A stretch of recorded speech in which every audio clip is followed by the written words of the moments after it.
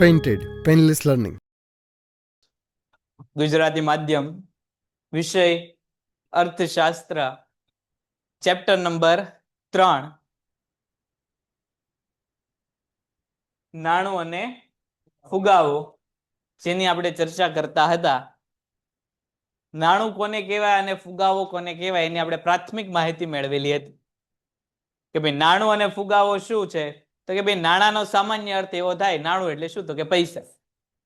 પણ હાલની તારીખમાં નાણું એટલે શું, તો કે ભાઈ એવી કોઈ પણ વસ્તુ કે જેના દ્વારા તમે વસ્તુ કે સેવાનો વિનિમય એટલે શું, તો કે ભાઈ ખરીદ વેચાણ કરી શકો. એ બધાનો સમાવેશ એમાં આપણે કરશું, નાણાંમાં કરશું. એટલે નાણાંમાં તમારો ચેકે આવે, ડ્રાફ્ટે આવે,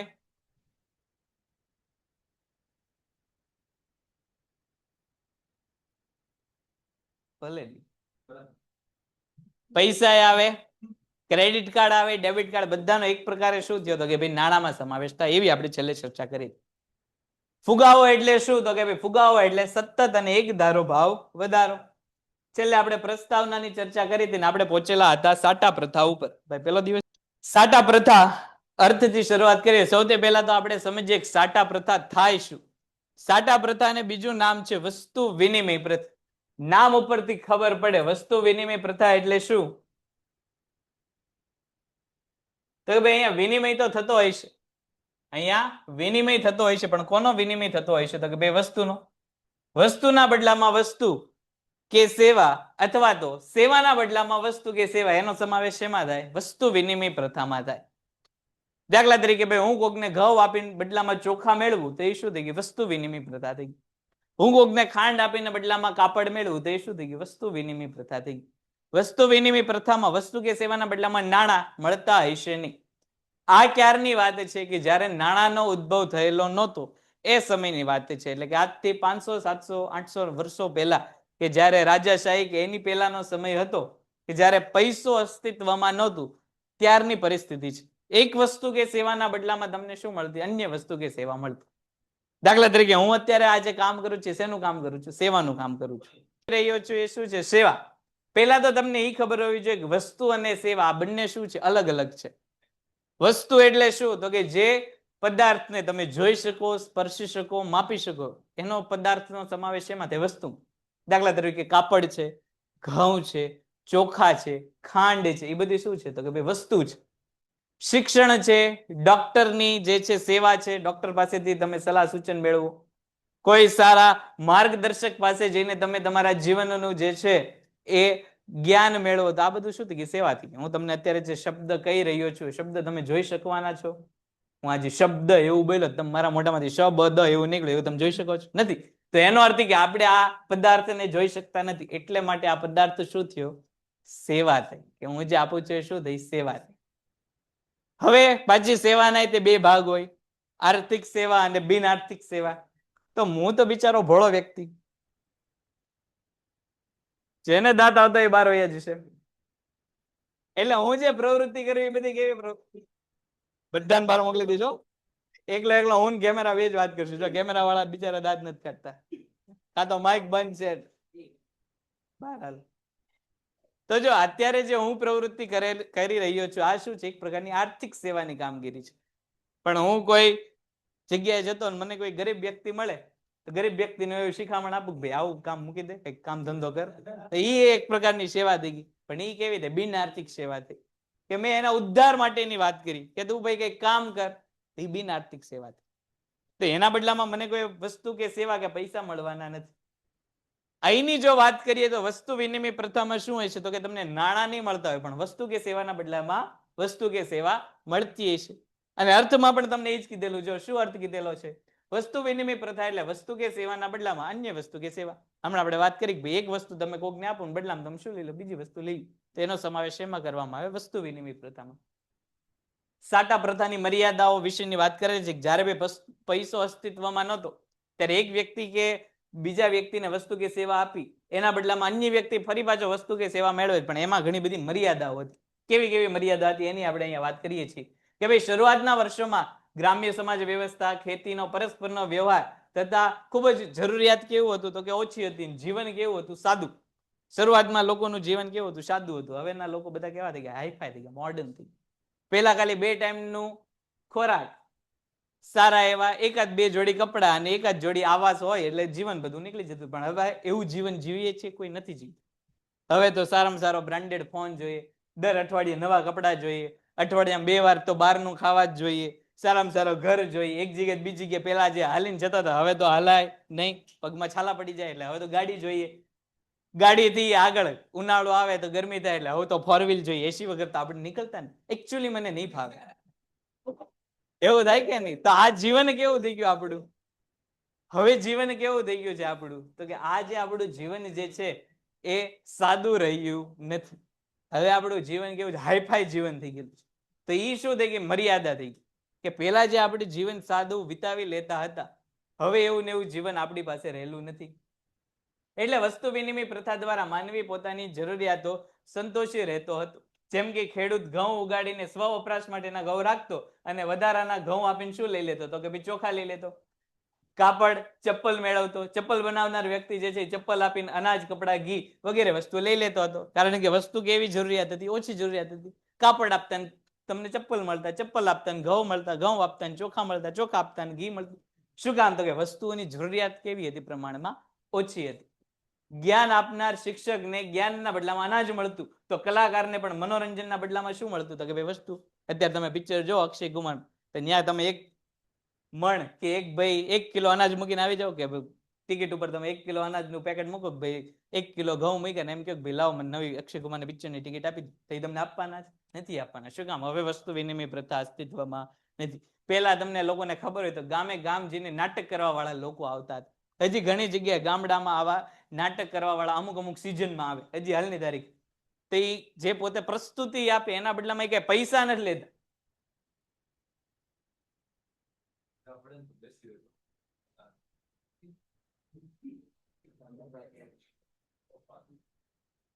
કે મનોરંજનની આપણે વાત કરતા, ભાઈ ગામો ગામ જે શું કરતા? તો કે ભાઈ પ્રસ્તુતિ કરવા જતા. આ પ્રસ્તુતિના બદલામાં ભાઈ પૈસા મળતા નહીં. એને શું મળતું? તો કે ભાઈ અનાજ મળતું, કાપડ મળતું. જે વસ્તુનું ઉત્પાદન તમે કરતા હો બેટા, એ વસ્તુ આપવામાં આવતી હતી. ભાઈ તમે ઘઉંના વેપારીઓ ઘઉં આપતો, તમે ચોખાના વેપારીઓ ચોખા આપીને આવી જતા, તમે ખાંડના વેપારીઓ ખાંડ આપીને આપી જતા, તમે ચપ્પલ બનાવતા ચપ્પલ આપતા.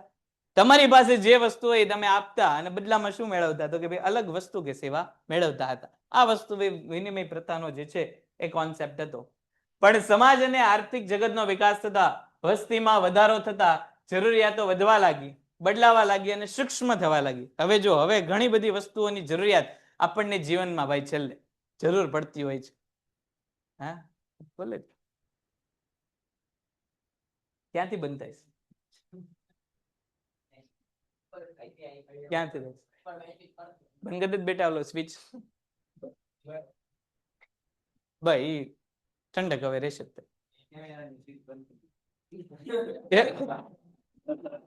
જા કર ભાઈ, રોનક કર શરૂ.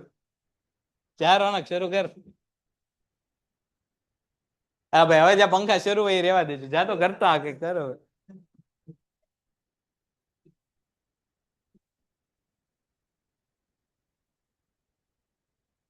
ચાલો ભાઈ દેખાવ છું. કોણ છે હોશિયાર? ચાલો ભાઈ દેખાવ છું કે નહીં? ચાલો ઓકે. વસ્તુ વિનિમય પ્રથાની આપણે વાત કરતા હતા કે હવે જરૂરિયાતો કેવી થવા લાગી છે? તો કે ભાઈ બદલાવા લાગી છે, સૂક્ષ્મ થવા લાગી. સૂક્ષ્મ એટલે શું? તો કે જે પેલા સાદું જીવન હતું એ હવે વૈવિધ્યપૂર્ણ વાળું, ઝીણી ઝીણી વસ્તુની આપણને જે છે એ જરૂર પડે છે.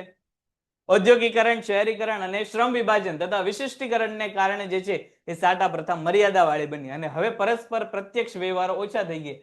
શું કામ? તો કે ભાઈ અહીંયા આપણને જે છે અમુક પ્રકારની મર્યાદાઓ આપેલી છે. આ મર્યાદાઓ તમને જે છે સ્વતંત્ર રીતે 3 માર્કમાં પૂછાય છે કે ભાઈ સાટા પ્રથાની મર્યાદાઓ જણાવો. આવો તમને 3 માર્કમાં પ્રશ્ન પૂછે. સાટા પ્રથાની મર્યાદાઓ કઈ કઈ છે? આજે તમને અહીંયા અર્થ આપ્યો. આ અર્થ તમને વિભાગ બી એટલે કે 1 માર્કના પ્રશ્નમાં પૂછે. વસ્તુ વિનિમય પ્રથા એટલે પેન્ટેડ એપ્લિકેશન ધોરણ 6 થી 12ના વિદ્યાર્થીઓ માટે અપડેટ થઈ ચૂકી છે. આ એપ્લિકેશનમાં શું છે? બધા જ વિષયના વિડીયોઝ છે. ગુજરાતની બેસ્ટ ફેકલ્ટી દ્વારા લાઈવ લેક્ચર્સ છે. આઈએમપી પ્રશ્ન છે. ટેસ્ટ સિરીઝ છે અને ગુજરાતના તમામ વિદ્યાર્થીઓ સાથે તમે તમારી કમ્પેરિઝન કરી શકો છો.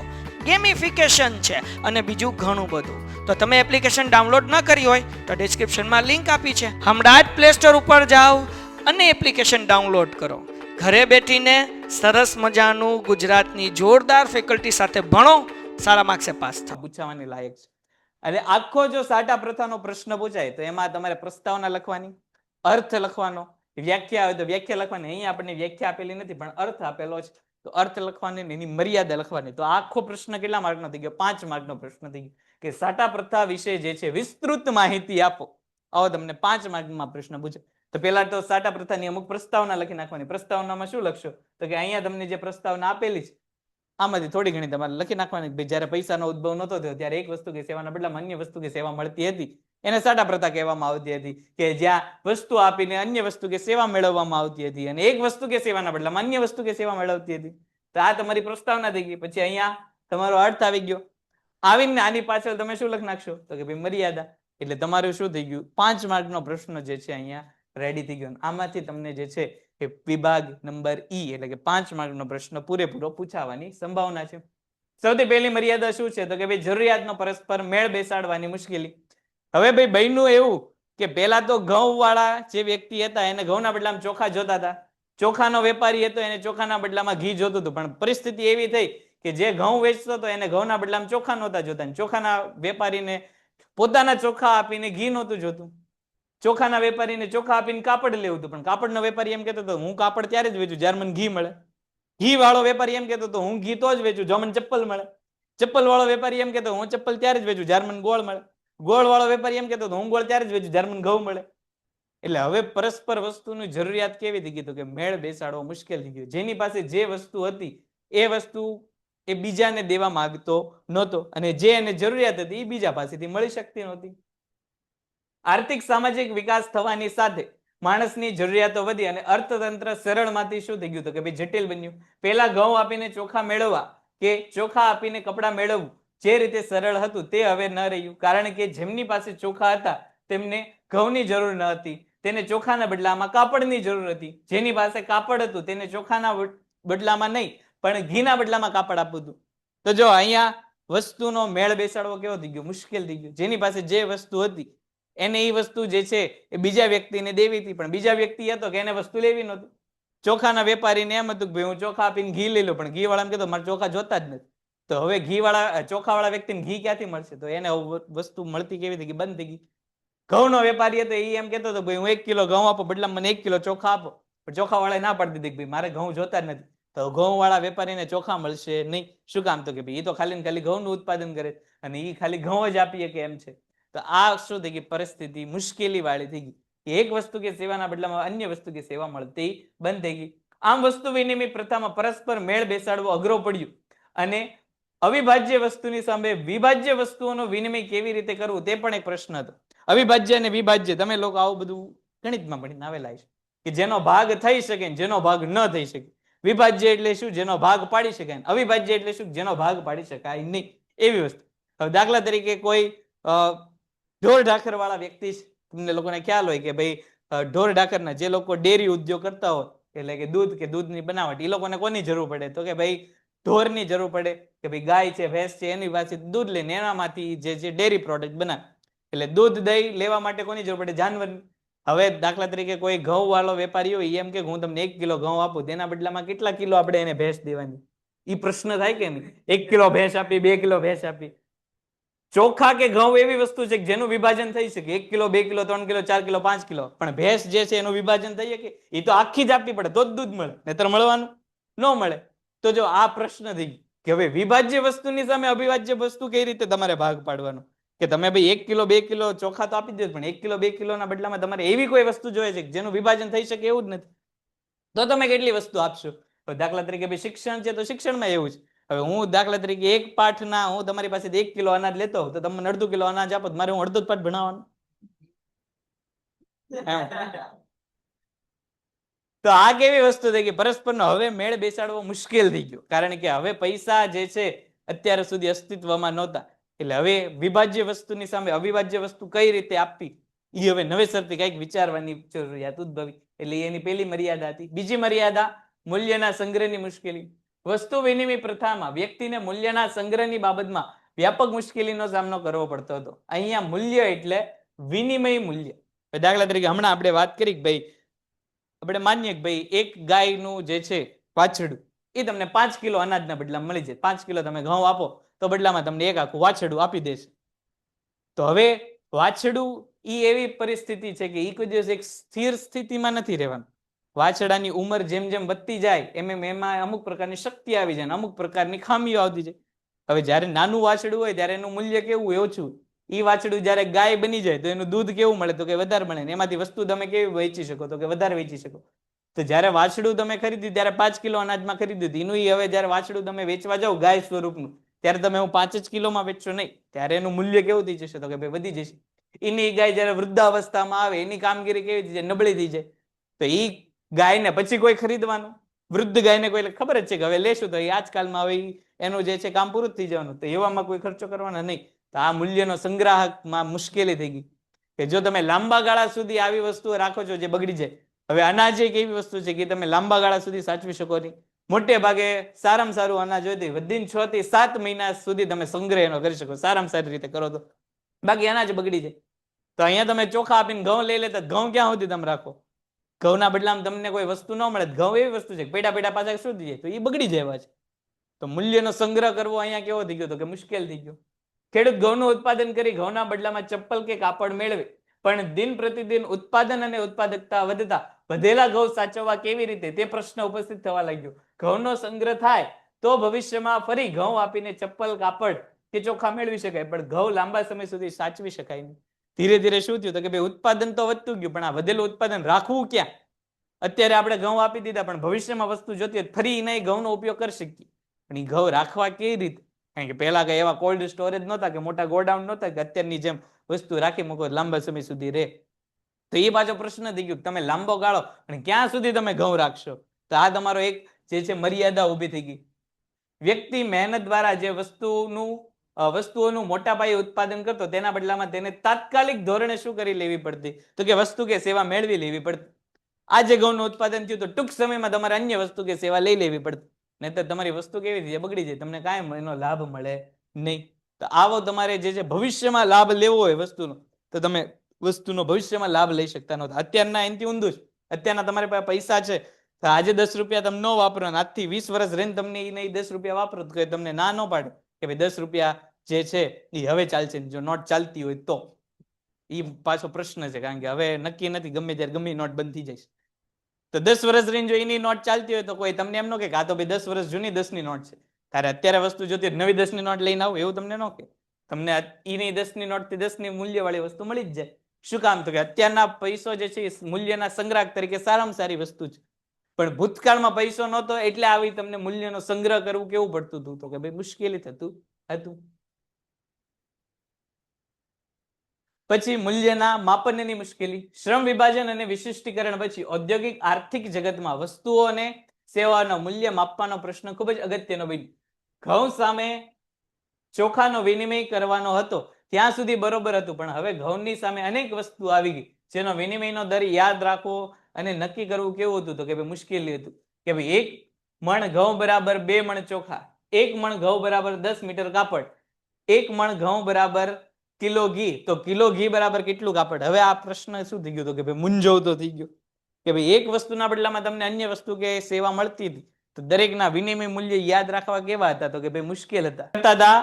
શેની? તો કે ભાઈ માપનની, મૂલ્યના માપનની. કે 1 કિલો ઘઉંના બદલામાં તમને અહીંયા જો કીધેલું છે કે ભાઈ 1 મણ ઘઉંના બદલામાં ઘણી બધી વસ્તુઓનું વિનિમય મૂલ્ય તમને આપેલું હતું પણ હવે વસ્તુઓ કેવી હતી? મલ્ટિપલ ચોઇસ ઓપ્શન MCQ કે ઘણી બધી વસ્તુઓ તમને મળતી હતી તો દરેક વસ્તુનું મૂલ્ય પાછું કેવું કરવું પડે? તમારે અલગથી યાદ રાખવું પડે. બધાનું મૂલ્ય આપણે યાદ રાખી શકતા નહોતા. એ પણ એક શું થઈ ગઈ? એની સમસ્યા થઈ ગઈ.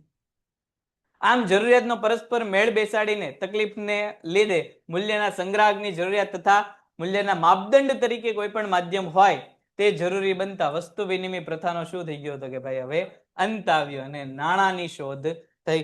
હવે ધીરે ધીરે આ બધી મર્યાદા હતી એમાંથી નાણાંનો ઉદ્ભવ થયો. એ ભલે બંધ રહ્યું. તને ભાઈ ઠંડી લાગે છે? જાત રોનક સ્વીચ તું જ જાતો એને કરી દે સરખી. સીધું કનેક્શન છે હે બેટા, રેગ્યુલેટર ની બાજુ વાળી સ્વિચ એક જ તે ખાલી.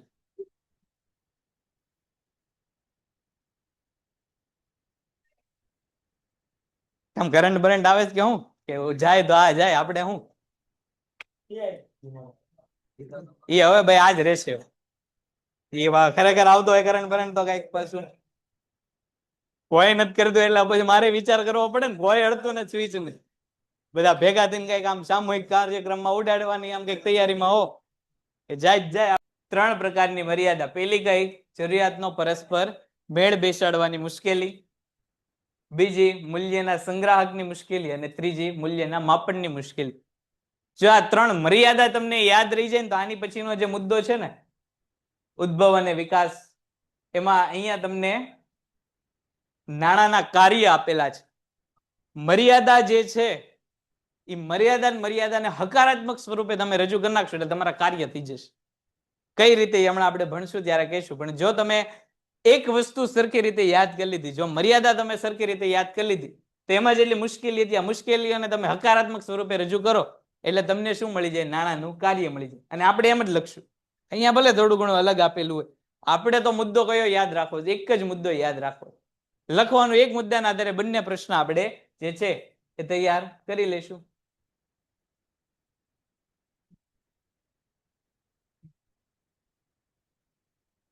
મૂલ્યના સંગ્રાહકની મુશ્કેલી અને મૂલ્યના માપનની મુશ્કેલી. હવે આવ્યો નાણાંનો ઉદ્ભવ અને વિકાસ. પહેલા તો અહીંયા સુધીમાં મર્યાદા સુધીમાં કોઈને કઈ પ્રશ્ન કરા? ચાલો, હોય તો હા પાડો, ન હોય તો ના પાડો.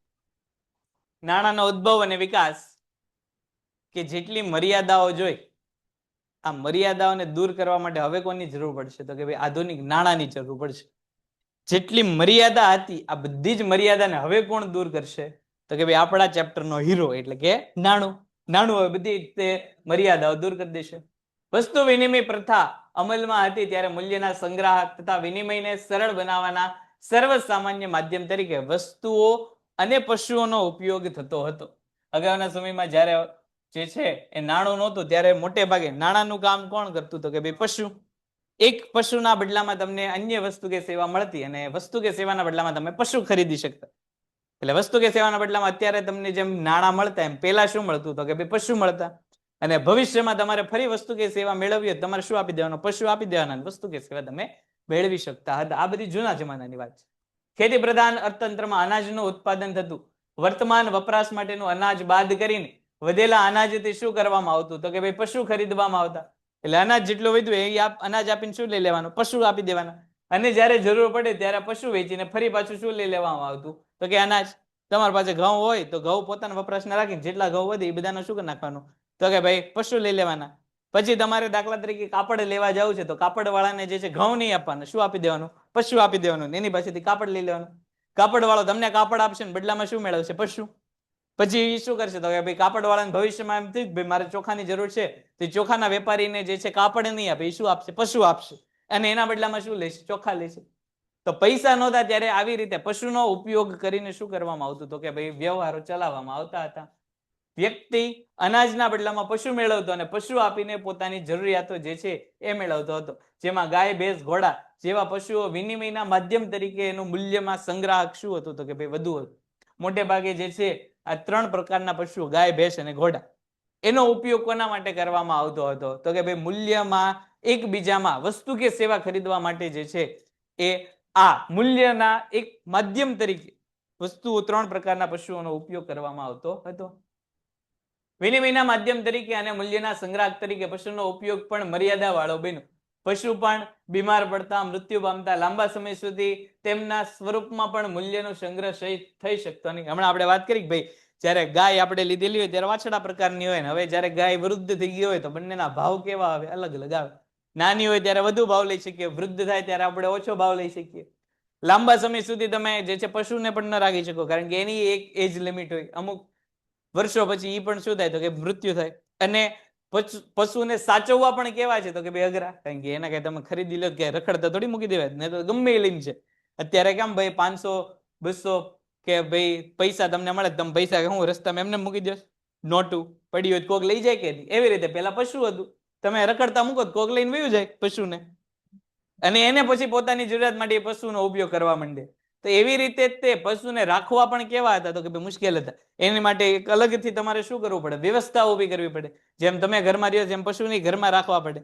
તો આ બધો ખર્ચો કેવો આવતો? તો કે ભાઈ વધારે આવતો. એટલે પશુનો ઉપયોગ પણ શું થવા માંડ્યો? તો કે ભાઈ મર્યાદા વાળો થવા માંડ્યો. તમે જો હાલની તારીખે તે ઘણા નાના જે ગામડા છે ને નાના શહેર છે એમાં આવા પશુઓ રાખવાનો, ઢોર ઢાકરનો ધંધો કરતા, ખાસ કરીને જે લોકો દૂધનો અને દૂધની આઈટમનો વસ્તુનો વેપાર કરતા હોય એ લોકોને તમે ઘરે જોવો તો એ લોકો અલગથી પોતાના ઘરમાં પશુ માટેની જગ્યા રાખેલી હોય.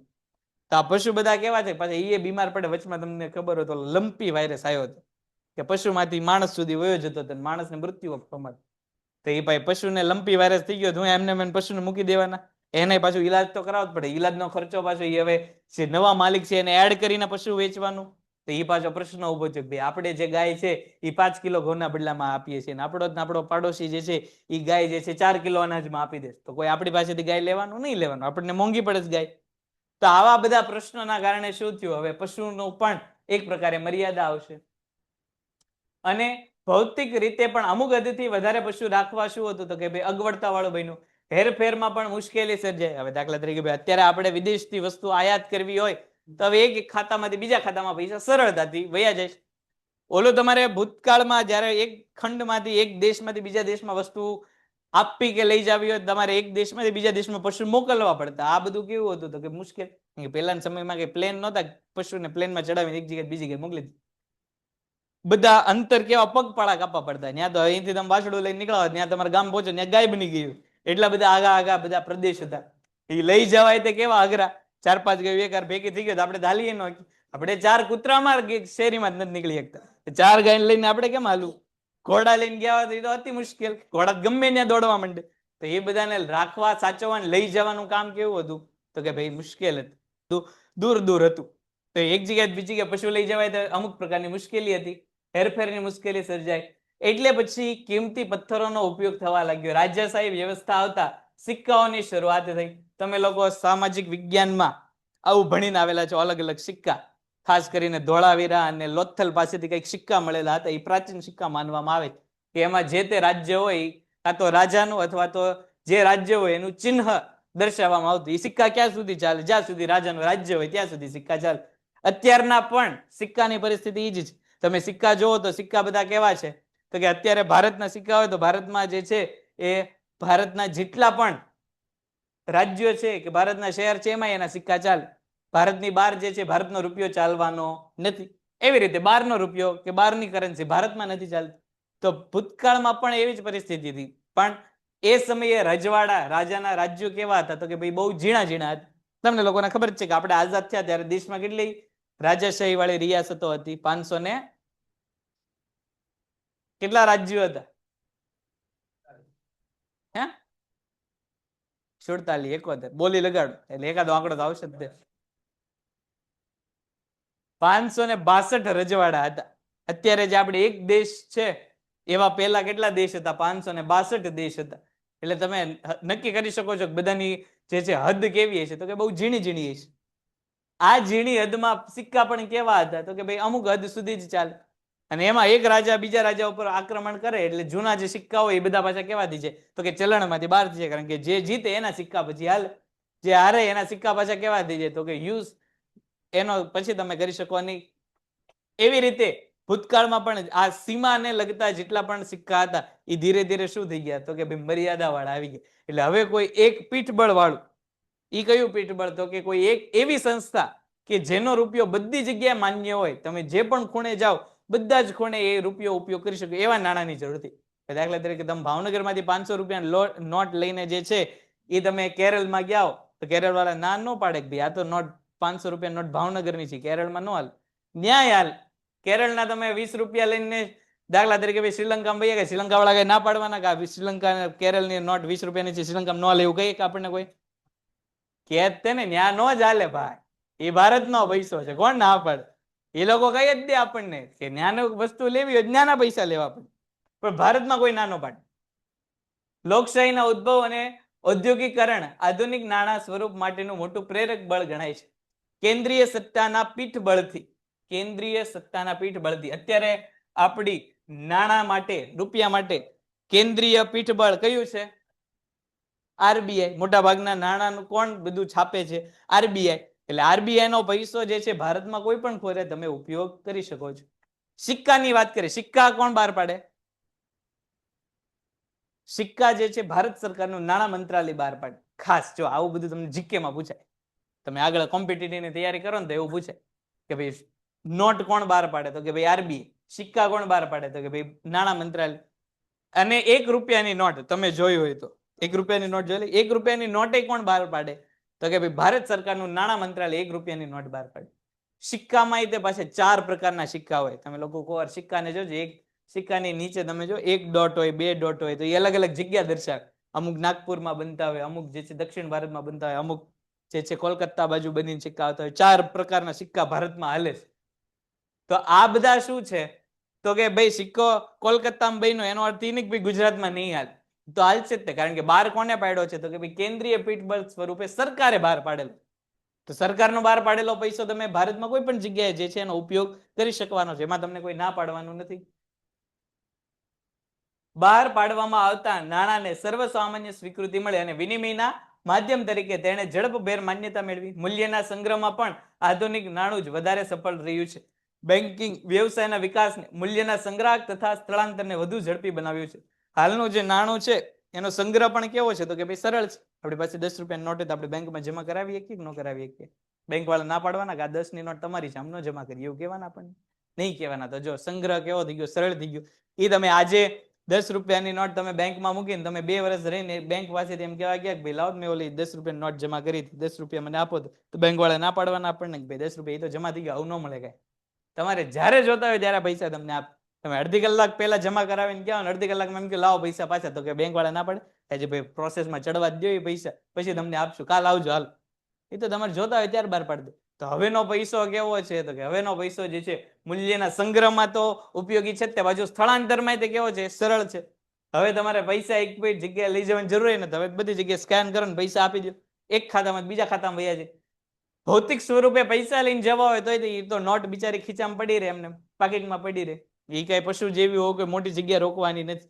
એટલે મૂલ્યના સંગ્રાહક તરીકે એક જગ્યાએથી બીજી જગ્યાએ લઈ જવા માટે આજનો પૈસો કેવો થઈ ગયો છે? હવે સરળ થઈ ગયો છે. નાણાંનો અર્થ અને કાર્ય. માર્શલ નામનો વ્યક્તિ જે આપણને છે એ 1 માર્ક માટે વિભાગ બી માં પૈસાની કંઈક એવી વાત આપણને કહેશે કે જે આપણને પરીક્ષામાં કામ લાગશે. શું કહે છે માર્શલ? તો કે કોઈ પણ સમય અને સ્થળે કોઈ પણ સંશય કે વિશેષ તપાસ વિના જેના દ્વારા વસ્તુ અને સેવાનો વિનિમય થઈ શકે તે નાણું. તમારે શું નથી જરૂર? તો કે ભાઈ કોઈ પણ સમય અને સ્થળે. સમય એટલે ભાઈ દિવસે જાઓ, બપોરે જાઓ, સાંજે જાઓ, રાતે જાઓ, કોઈ પણ સમય અને કોઈ પણ સ્થળે તમે બહારગામ જાઓ, ભારતમાં જાઓ, ભારત બહાર જાઓ, શ્રીલંકા જાઓ, પાકિસ્તાન જાઓ, પાકિસ્તાન તો ન જવાય જો કે, ચીન જાઓ, અમેરિકા જાઓ, બધી જગ્યાએ તમારો પૈસો જે છે કન્વર્ટ થઈ જાય. ગુજરાત જાઓ, કેરળ જાઓ, કર્ણાટક જાઓ, શ્રીનગર જાઓ, ગમે ત્યાં જાઓ, તમારો પૈસો શું કરવાનો? તો કે ભાઈ ચાલો. એટલે કોઈ પણ સમય અને સ્થળે કોઈ પણ સંશય કે વિશેષ તપાસ વિના 500 રૂપિયા લઈને જાઓ તો તમારે એવો સંશય કરવાની જરૂર નથી કે આ 500 રૂપિયા બદલામાં મને શું મળશે. તો 500 રૂપિયા જેટલું આવતું એ બધું તમને મળી શકે જ. તે 500 રૂપિયા આપો તમને કોઈ 300 ના મૂલ્ય વાળી વસ્તુ આપી જાય એવું ન બને. તમે 500 આપો છો એટલે તમને વસ્તુ પણ કેટલી મળશે? તો કે ભાઈ 500 રૂપિયા વાળી જ મળશે. તો કોઈ પણ સંશય કે વિશેષ તપાસ વિના જેના દ્વારા વસ્તુ કે સેવાનો વિનિમય થઈ શકે, ખરીદ વેચાણ થઈ શકે, એ શું છે? તો કે ભાઈ નાણું. કોઈ પણ સમયે અને કોઈ પણ સ્થળે કોઈ પણ સંશય કે વિશેષ તપાસ વિના જેના દ્વારા વસ્તુ કે સેવાનો વિનિમય થઈ શકે છે તે નાણું છે. એવું આપણને કોણે કીધેલું છે? માર્શલે કીધેલું છે. માર્શલની વ્યાખ્યા તમને વિભાગ બી માં 1 માર્કના પ્રશ્નમાં પૂછાય છે. સંશય એટલે તમારે કોઈ એવી મૂંઝવણની પરિસ્થિતિ નથી. 500 રૂપિયા લઈને જશો કેટલાની વસ્તુ આપશે? 500 રૂપિયા લઈને જાઓ તમને વસ્તુ કેટલાની મળે? 500 રૂપિયા સુધી મળી જ જાય. એ સંશય થઈ ગયો તમારો. બીજી વ્યાખ્યા આપણને આપેલી છે રોબર્ટસન નામના વ્યક્તિએ. વસ્તુ અને સેવાના બદલામાં જે સર્વ સ્વીકૃત છે તેને આપણે શું કહેશું? તો કે ભાઈ નાણું કહેશું. બધી જગ્યાએ જે હાલી જાય એ શું? તો કે ભાઈ નાણું. આ જે વ્યાખ્યા છે એ તમને વિભાગ એ માં એટલે કે MCQ માં પણ પૂછાય છે કે ભાઈ વસ્તુ કે સેવાના બદલામાં જે સર્વ સ્વીકૃત છે તે નાણું. એવું નીચેના પૈકી કોણે કીધેલું છે? તો નામ શું આવશે? રોબર્ટસન. અને આનો આ પ્રશ્ન પાછો પેલા પ્રશ્નની જેમ વિભાગ બી માં પણ તમને પૂછે કે રોબર્ટસનના મતે નાણાંની વ્યાખ્યા આપો. તો રોબર્ટસને શું કીધું હતું કે વસ્તુ કે સેવાના બદલામાં જે સર્વસ્વીકૃતિ છે તે નાણું. આમ જે નાણાંનું કાર્ય કરે છે તે નાણું છે.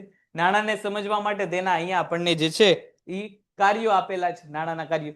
જો હમણાં આપણે વાત એમ કરી હતી કે જેટલી મર્યાદાઓ છે, સાટા પ્રથાની જેટલી મર્યાદા છે, આ બધી મર્યાદાને જો હકારાત્મક સ્વરૂપે તમે રજૂ કરી નાખશો એટલે તમારું નાણાંનું કાર્ય જે છે એ અહીંયા પૂરું થઈ જશે. એટલે જો તમે મર્યાદા સરખી રીતે વાંચી લીધેલી હશે તો મર્યાદાના આધારે તમે નાણાંના કાર્યો જે છે સરળતાથી લખી શકશો. સૌથી પહેલું કાર્ય શું છે તો કે ભાઈ વિનિમયના માધ્યમનું કાર્ય. નાણાંનું સૌથી અગત્યનું કાર્ય વિનિમયના માધ્યમ તરીકેનું છે. નાણું આપણને આર્થિક વ્યવહારો સરળ બનાવે છે. વસ્તુ વિનિમય પ્રથાની જરૂરિયાતોનો પરસ્પર મેળ બેસાડો. જો આપણને અહીંયા આગળ જે છે જરૂરિયાતનો પરસ્પર મેળ બેસાડવો એ મર્યાદામાં હતું, એ મર્યાદા હવે દૂર કોણ કરી દેશે? નાણું કરી દેશે. આપણે જોયું ને કે ભાઈ જે લોકોને ઘઉં વેચવા હતા ચોખાના બદલામાં, તો ચોખાના વેપારીને ઘઉં નહોતા જોતા. કાપડના વેપારીને કાપડ વેચવું હતું પણ ઘીના બદલામાં કાપડ વેચવું હતું. ઘી વાળો એમ કહેતો મારે કાપડ તો જોતું જ નથી, મારે ઘી આપવું જ, પણ મારે ચપ્પલના બદલામાં ઘી આપવું છે. ચપ્પલ વાળો એમ કહેતો મારે ઘીની ક્યાં જરૂર છે, મારે તો ચપ્પલ આપવા જ, પણ મને કહું ઘઉં આપે તો. તો આજે પરસ્પરનો મેળ બેસાડવાની વાત હતી કે જે અત્યાર સુધી શક્ય નહોતું, એ હવે કોણે શક્ય કરી આપ્યું? તો કે ભાઈ નાણાં. કે ભાઈ ઘઉંનો વેપારી હોય ઘઉં વેચીને શું મેળવશે? નાણાં મેળવશે. અને નાણાં આપીને પાછી શું કરશે? તો કે ભાઈ વસ્તુ કે સેવા. એટલે અત્યારે આપણે જે પ્રવૃત્તિ કરીએ છીએ તે વસ્તુ વિનિમય પ્રથાની જરૂરિયાતની પરસ્પર મેળ બેસાડવામાં જે તકલીફ પડતી હતી તેનો અહીંયા ઉકેલ લાવવામાં આવ્યો. ખેડૂત ઘઉં આપીને નાણાં મેળવે છે અને પછી નાણાંનો ઉપયોગ કરીને ચોખા, કાપડ, ઘી વગેરે કોઈ પણ વસ્તુ ખરીદી શકે છે. વ્યક્તિ નાણાંનો ખર્ચ કરીને વર્તમાન વસ્તુઓ અને સેવાઓ તો મેળવી જ શકે છે, પણ એની બચત કરીને શું કરી શકે છે? તો કે ભાઈ ભવિષ્યની વસ્તુ કે સેવા પણ મેળવી શકે છે. અત્યારે આપણી પાસે પૈસા વધેલા હોય ને આપણે બેંકમાં મૂકી દઈએ તો ભવિષ્યમાં એના પૈસાથી આપણે કંઈક નવી વસ્તુ કે સેવા ખરીદી શકવાના છે. આપણને કોઈ ના નહીં પાડે કે આ તો બેંકમાં મૂકેલા પૈસા છે, આનાથી કઈ વસ્તુ આવે નહીં. તમારે જ્યારે ગમે એટલી વસ્તુ લેવી હોય ત્યારે તમે ભવિષ્યમાં પણ લઈ શકો છો. મૂળભૂત રીતે જરૂરિયાતો સંતોષવા માટે ઉપયોગી વસ્તુ અને સેવા ખરીદવા નાણાંનો માધ્યમ તરીકે હવે શું થવા લાગ્યો? તો કે ભાઈ ઉપયોગ થવા લાગ્યો. એટલે જે પરસ્પર જરૂરિયાતનો મેળ બેસાડવા વાળી મર્યાદા હતી એનું અહીંયા શું થઈ ગયું? હકારાત્મક સ્વરૂપ થઈ ગયું કે ભાઈ પેલા મેળ બેસતો નહોતો, એ મેળ હવે બેસી ગયો. તો હવે કોણ આવી ગયું? તો કે ભાઈ નાણું. નહોતો મેળ બેસતો તો એ વસ્તુ વિનિમય પ્રથા હતી, મેળ બેસી ગયો એટલે કોણ આવી ગયું? નાણું. પછી મૂલ્યના સંગ્રાહક તરીકે હમણાં આપણે જોયું કે ભાઈ પશુ હોય તો પશુને મૂલ્યનો સંગ્રહ આપણે કરી શકીએ નહીં, કારણ કે એ બીમાર પડે, મૃત્યુ પામે, એની ઉંમરમાં વધારો થાય. તો કે નાણાંમાં એવું થવાનું છે? નથી થવાનું. નાણાંને તમે સરસ રીતે ઘરમાં તે સાચવી શકો છો, ઘરમાં ન સાચવો હોય તો બેંકમાં મૂકી શકો છો. એટલે તમારું મૂલ્ય કેવું થઈ ગયું? સંગ્રહ થઈ ગયું. તમે બેંકમાં 20 રૂપિયાની નોટ તમે જમા કરો અને પૈસા લેવા જાઓ ત્યારે બેંક વાળા એમ કે તમારી 20 વાળી નોટનું મૂલ્ય તો 10 રૂપિયા થઈ ગયું, તમને 20 ના બદલામાં 10 રૂપિયા આપશે, એવું કહેશે નહીં. કે તમે 20 ની નોટ જમા કરી તો તમે ઉપાડવા જાઓ તોય તમને કેટલાની જ નોટ મળે? 20 ની જ નોટ મળે. તમારું જે મૂલ્ય તમે ત્યાં મૂક્યું હતું એનું મૂલ્ય તમને જે છે એ પરત મળવાનું છે. એટલે મૂલ્યનો સંગ્રાહક થઈ ગયો. નાણાંની બીજી અગત્યની કામગીરી મૂલ્યના સંગ્રાહક તરીકેની છે. વ્યક્તિ પોતે ઉત્પન્ન કરેલ વસ્તુ કે સેવા આપીને અન્ય વસ્તુ કે સેવા મેળવતો, પણ ભવિષ્યમાં વસ્તુ કે સેવા મેળવવા માટે તેને બચત કેવી રીતે કરવી તે એક પ્રશ્ન હતો. કે અત્યારે તમે વસ્તુ બનાવી દીધી, અત્યારે તમે ઘઉંનું ઉત્પાદન કર્યું, ચોખાનું ઉત્પાદન કર્યું, તેના બદલામાં તમને વસ્તુ કે સેવા મળી જતી હતી. પણ હવે તમારે ભવિષ્યમાં જો વસ્તુ કે સેવા મેળવવી હોય તો તમારે શું કરવું પડશે? તો એનો તમને જવાબ કોણ આપશે? નાણું જે છે એનો તમને જવાબ આપશે. નાણાં દ્વારા તે વિનિમય મૂલ્યનો સંગ્રહ કરી શકે છે. અનાજ કે પશુના સ્વરૂપમાં મૂલ્યનો સંગ્રહ લાંબા સમય સુધી શક્ય ન હતો. નાણું આ બાબતમાં કેવું થઈ ગયું? તો કે ભાઈ વધુ સફળ. હમણાં આપણે વાત કરી કે ભાઈ અનાજ તમે લાંબા સમય સુધી રાખો તો અનાજ કેવું થઈ જાય? બગડી જાય. પશુને લાંબા સમય સુધી રાખો તો પશુ કેવા થઈ જાય? વૃદ્ધ થઈ જાય. તો તમે લાંબા સમય સુધી પશુ કે અનાજને રાખી શકતા નથી. પણ નોટ પેન્ટેડ એપ્લિકેશન ધોરણ 6 થી 12ના વિદ્યાર્થીઓ માટે અપડેટ થઈ ચૂકી છે. આ એપ્લિકેશનમાં શું છે? બધા જ વિષયના વિડીયોઝ છે. ગુજરાતની બેસ્ટ ફેકલ્ટી દ્વારા લાઈવ લેક્ચર્સ છે, આઈએમપી પ્રશ્ન છે, ટેસ્ટ સિરીઝ છે અને ગુજરાતના તમામ વિદ્યાર્થીઓ સાથે તમે તમારી કમ્પેરિઝન કરી શકો છો. ગેમિફિકેશન છે અને બીજું ઘણું બધું. તો તમે એપ્લિકેશન ડાઉનલોડ ન કરી હોય તો ડિસ્ક્રિપ્શનમાં લિંક આપી છે, હમણાં જ પ્લે સ્ટોર ઉપર જાઓ અને એપ્લિકેશન ડાઉનલોડ કરો. ઘરે બેઠીને સરસ મજાનું ગુજરાતની જોરદાર ફેકલ્ટી સાથે ભણો, સારા માર્ક્સે પાસ થાઓ. ઓહો, આ તો ઇકોનોમિક. અહીંયા આપણે એવું કઈ કરીએ કે અહીંયા ખાઈએ તરત આજુબાજુ વાળાને બહાર મોકલી દઈએ ભેગા. એટલે જલસા ઓનલાઈન વાળાને હોતા હેન મજાને બધા જોતા હોય છે, ટીવીમાં, લેપટોપમાં, ફોનમાં કાંઈક જોતા હોય છે. અહીંયા આવીને બેહવું જ પડે અને જોઈ કલાકનો લેક્ચર છે, આપણે જવું છે, બહાર છે, દૂર છે, કલાકમાં પહોંચી જઈશું તો કલાકમાં લેક્ચરે ભરાઈ જાય. તમે લોકો કલાકમાં કાંઈ ન જઈએ, આ બધાને ઈ જલસો એન મજાને શાંતિથી બધું લેક્ચર હાલતો હોય, લેક્ચર એનું કામ કરે. કહું છું કે આ લોકો એવું કરતા, બધા એવું કરતા હોય એવું જરૂર નથી. અહીંયા જેટલા છે એ બધા પાછા હોશિયાર છે, એ લોકો એવું ન કરે. એ બધા તમે જેમ બેઠેલા છે એમ ઘરે એમ એ લોકો હોય તે બધા ઘરે આમ તટસ્થ રીતે જોઈને બેઠેલા છે, એટલે એ લોકોના કમેન્ટમાં પેલા જવાબ આપે. જો એ લોકો પ્રશ્ન પૂછે, અહીંયા ત્યાં પ્રશ્ન પૂછે, સંગ્રહ હું પૂછ્યો છે? સંગ્રાહક એટલે શું? સંગ્રાહક એટલે ભાઈ સાચવવું. હમણાં આપણે વાત કરી કે ભાઈ પૈસો તમે જે છે એ સાચવો, બેંકમાં મૂકો તો એ શું થઈ ગયું? તમારું સંગ્રાહકનું એક સ્થાન થઈ ગયું. બેંકમાં તમે પૈસો મૂકી દીધો. સંગ્રાહક એટલે એવી વસ્તુ. તમે લોકોએ કોઈ પ્રશ્ન ન પૂછ્યો, મને એવું હતું જ તે કે સંગ્રાહકમાં પ્રશ્ન પૂછશે. તારીફ તો મેં તમારા લોકો નહીં કરી, તમે લોકો તો બહુ આમ બેસીને જોવું જ પડે પરાણ, તો એ તો એક પ્રકારની તારીફ થઈ ને. તું તો બેટા હોશિયાર છો જ તે. મૂલ્યના સંગ્રાહક તરીકે નાણું સફળ હોવાથી જ તે વિલંબિત ચૂકવણીનું ધોરણ ખાસ ધ્યાન આપજો. જો નાણાંનો સૌથી વધારે કોઈએ સારામાં સારો લાભ લીધો હોય તો એ વિલંબિત ચૂકવણી વાળા છે. વિલંબિત ચૂકવણી વાળા એટલે શું? તો કે ભાઈ તમે વસ્તુનો ઉપયોગ તો અત્યારે કરતા હો, વસ્તુ ખરીદતા તો અત્યારે હો, પણ બદલામાં પૈસા તમે અત્યારે આપતા હોતા નથી. એ તમારી કેવી થઈ ગઈ? વિલંબિત ચૂકવણી, જેને આપણે હપ્તા સિસ્ટમ અત્યારના શબ્દમાં કહીએ છીએ. કે તમે વસ્તુ ક્યારે ખરીદો છો? તો કે ભાઈ EMI વસ્તુ તમે હપ્તેથી ખરીદો. વસ્તુ તમે જ્યારે લ્યો છો ત્યારે તમને એનો માલિકી તો મળી જાય, પણ તમારા પૈસા કેવા ચૂકવવાના? તો કે ભાઈ એક સાથે ચૂકવવાની કાંઈ જરૂર નથી. સંચય એટલે બેટા હમણાં જ આપણે વાત કરી કે સંચય એટલે શું? તો કે ભાઈ બહુ વિચાર કરવાની જરૂર ન પડે. હમણાં આપણે કીધું ને કે ભાઈ 500 રૂપિયા નોટ લઈને જાઓ તો તમને 500 રૂપિયાના બદલામાં કઈ વસ્તુ મળે? તો કે ભાઈ 500 રૂપિયા જેટલી વસ્તુ તમને મળી જાય. તમારે વિચાર ન કરવો પડે કે 500 રૂપિયા લઈને જઈશ તો કેટલાની વસ્તુ હું લાવી શકું. તમે 500 નોટ લઈને જાઓ તો 500 રૂપિયા સુધી કોઈ પણ વસ્તુ તમે લાવી શકો છો. એવી સંચયની ચિંતા કરવાની તમારે કાંઈ જરૂર નથી.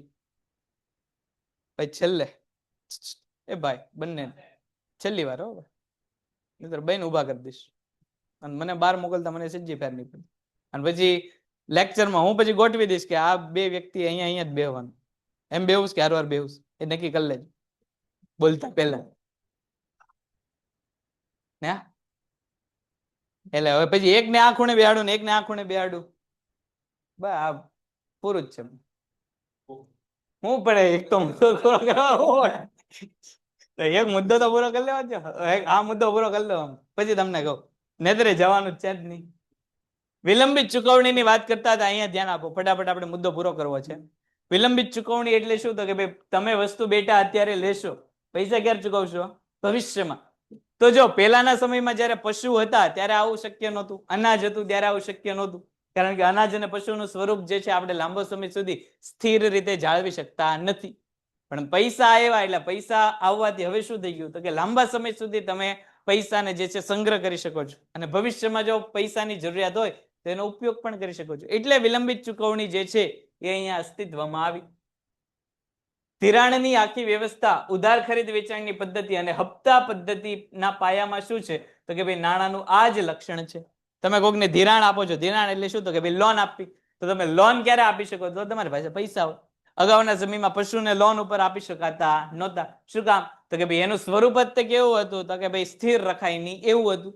પણ નાણાંનું સ્વરૂપ કેવું છે? સ્થિર રાખી શકાય એવું. તો તમે નાણાંને જે છે એ લોન સ્વરૂપે આપી શકો છો.